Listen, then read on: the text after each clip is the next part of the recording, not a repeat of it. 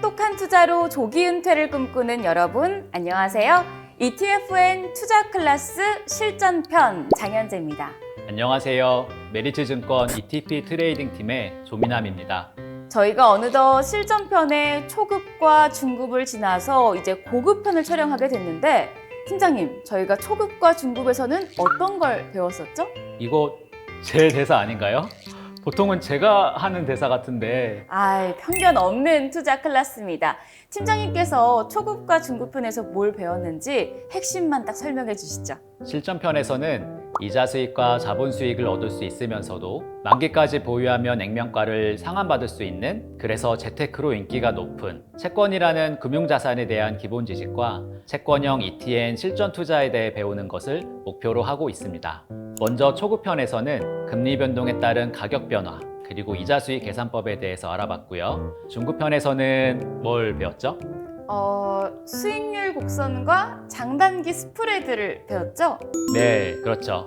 더불어서 상대가치 투자에 대해서 알아봤습니다. 투자에 관심 있으신 분들이라면 한 번쯤 들어보셨을 법한 내용에 대해서 알아봤는데요. 방금 언급한 내용이 생소하신 분들이라면 메리츠증권 유튜브 채널에서 초급편과 중급편을 먼저 확인하고 고급편을 보시는 걸 추천드립니다. 팀장님, 그러면 오늘은 어떤 내용에 대해 설명해 주실 건가요? 고급편에서는 금융자산 포트폴리오의 일환으로 채권형 상품이 포함되면 좋은 이유에 대해서 알아볼 텐데요. 크게 세 가지 파트로 설명드릴 예정입니다. 오늘도 설명해 주실 부분이 많으실 것 같은데, 그럼 저희 바로 시작해 보도록 하겠습니다. 첫 번째는 연령 변화에 따른 자산 배분 비중 변화입니다. 혹시 연재님은 연령에 따라서 자산 배분 방식이 달라진다는 거 알고 계신가요? 그럼요. 아무래도 20대 때는 위험 자산의 비중을 높여도 괜찮은데 점점 나이가 들수록 안전 자산의 비중을 높여야 한다, 이런 거죠? 네, 맞습니다. 여기에 대한 연구는 끊임없이 진행이 되고 있는데요. 1952년 미국의 경제학자인 해리 마코위츠는 포트폴리오의 선택이라는 논문을 발표하면서 수익률도 중요하지만 리스크 관리에 초점을 맞춰야 한다라고 주장을 했습니다. 그래서 포트폴리오를 통한 분산 투자를 강조를 했죠. 여기서 나온 얘기가 바로 계란을 한 바구니에 담지 말라라는 격언이죠. 네, 맞아요. 연재님은 한 바구니에 몰아서 담는 편이세요?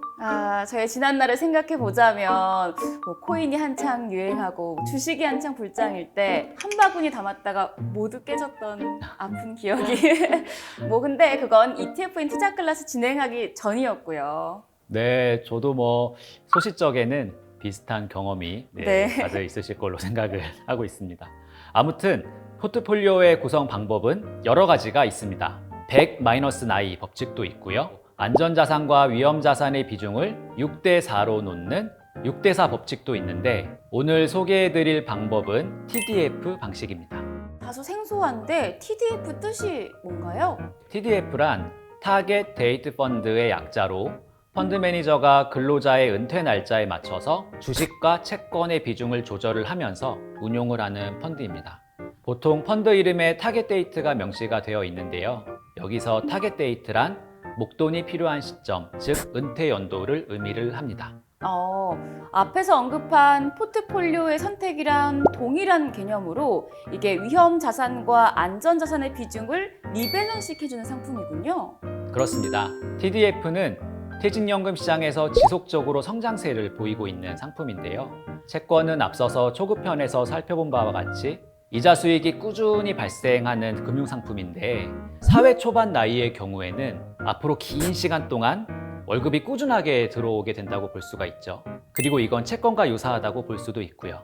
즉, 젊은 나이에는 채권과 유사한 자산을 이미 가지고 있기 때문에 분산 투자의 관점에서 기대 수익이 더 높은 주식 등의 위험 자산에 대한 비중을 높이는 게 합리적 선택이라는 그런 접근입니다. 그래서 또 나이가 들수록 안전성 자산인 채권의 비중을 높이는 거고요. 그렇죠.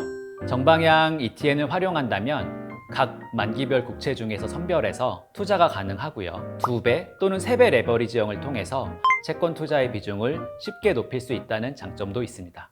다음은 해외에서 이미 오래전부터 유명한 60대 40 투자 방식에 대해서 알아볼 텐데요. 이전에 올해더 포트폴리오에 대해서 언급했던 거 기억 기억하시나요? 아, 그럼요. 이게 레이 달리오의 올 웨더 포트폴리오 맞죠? 12세부터 투자를 시작했다가 공매도로 싹 날리시기도 하고 또 다시 재기에 성공하면서 거대 헤지펀드를 만들면서 나온 고민이 바로 올 웨더 전략이죠. 네, 제가 배경은 한 번도 말씀드린 적이 없는데 정확히 아시네요. 제 대본에서 봤습니다. 네, 그래도 보신 게 어디예요? 네. 이 올웨더 전략 이전부터 존재했던 대표적인 자산 배분 방식이 60대 40 방식인데요. 다음 그림에서 함께 보실까요? 바클레이즈 캐피탈에서 정리한 그래프인데요. 주식의 60%, 채권의 40%를 투자하는 자산 배분 방식입니다. 여기에서 주식은 미국 S&P 500, 채권은 미국 종합채권지수에 투자하는 것으로 과거 수익률을 계산을 했고요. 1992년부터 2020년까지 약 30년의 성과를 볼 때 60대 40 포트폴리오의 수익률은 100% S&P 500 지수에만 투자하는 성과만큼은 당연히 못 따라가지만 상단에 음영으로 표시된 고점 대비 하락폭을 보시면 상대적으로 안정적이죠. 전문가들 역시 이 60대 40 방식이 타 포트폴리오보다 위험 대비 수익 측면에서 비교 우위에 있다라고 평가를 하고 있습니다. 특히 채권이 주요 포트폴리오 항목이잖아요. 사실 60대 40 배분 방식이 아닌 올웨더 방식의 경우에는 일반 국채뿐만 아니라 물가채까지 별도로 포함되어 있는 게 특징이거든요. 다만 이 내용은 투자 전문가들의 선택 중에서 물가운동 국채 활용법 A to Z 편을 참고하시면 더 자세하게 확인하실 수가 있습니다. 지금 말씀해주신 60대 40 전략이 이렇게 오랫동안 사용되는 걸 보면 이게 바로 투자의 정석이다라고 볼 수 있는 거겠네요? 상대적으로 긍정적인 평가를 얻고 있고요. 그런데 최근에는 60대 40 포트폴리오의 시대가 끝났다라는 일부 비판도 나오고 있습니다. 다음 그래프는 인플레이션이 심화되고 동시에 연준의 금리 인상이 시작된 2022년 이후에 S&P 500의 TR 지수와 60대 40 포트폴리오의 TR 지수를 비교한 건데요. 둘의 성과가 거의 동일하게 움직이는 것을 보실 수가 있죠. 네. 이러한 현상으로 인해서 더 이상 60대 40 포트폴리오의 위험 분산 효과가 작동하지 않는다라는 주장이 나오는 건데요. 이는 중장기적인 관점에서는 한 번 더 생각해 볼 필요가 있는 그런 주장입니다. 왜냐하면 채권의 경우에는 금리 상승으로 자본 손실이 발생을 했지만 반대로 향후에 기대할 수 있는 이자 수익은 늘어난 거잖아요.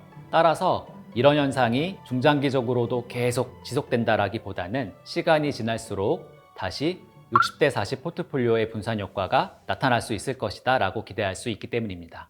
그럼 앞서 살펴봤던 60대 40 전략 외에 또 다른 포트폴리오 구성 방식도 있을까요? 네, 포트폴리오 투자 기법 중에 하나로 동일 변동성 포트폴리오라는 게 있는데요.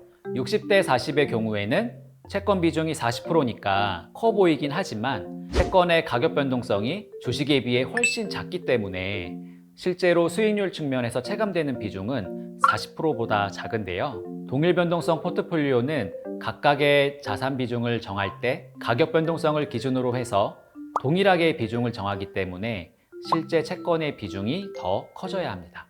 이 그래프는 안티 일만엔이 쓴 책에 나오는 그래프인데요. 1920년대부터 약 100여 년간 글로벌 주식의 누적 수익률과 주식의 변동성과 일치되도록 채권에 투자했을 때의 누적 수익률을 비교한 그래프입니다.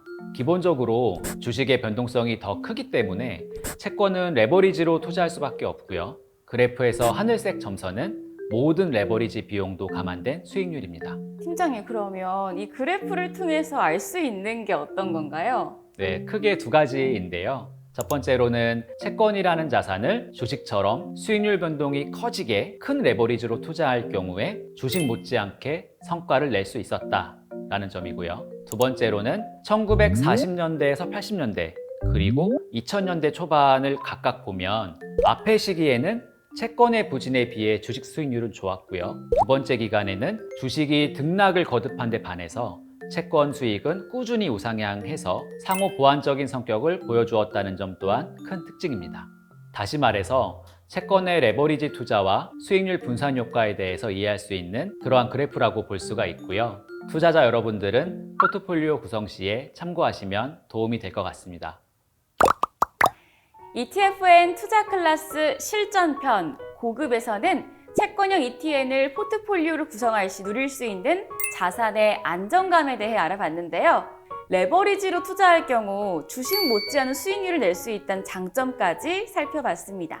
하지만 일반 투자자들이 채권 레버리지로 투자하는 것이 매우 어려운 일이거든요. 네. 그럼에도 채권형 ETF와 다르게 3배 레버리지까지 허용이 돼서 다양한 상품들이 상장되어 있기 때문에 꼼꼼하게 살펴보시고 포트폴리오를 구성해 보시길 바랍니다. 앞으로 실전편의 마지막인 번외편이 남았는데요. 그럼 저희 마지막까지 꼭 함께 해주세요. 번외편에서 만나요. 안녕! 안녕.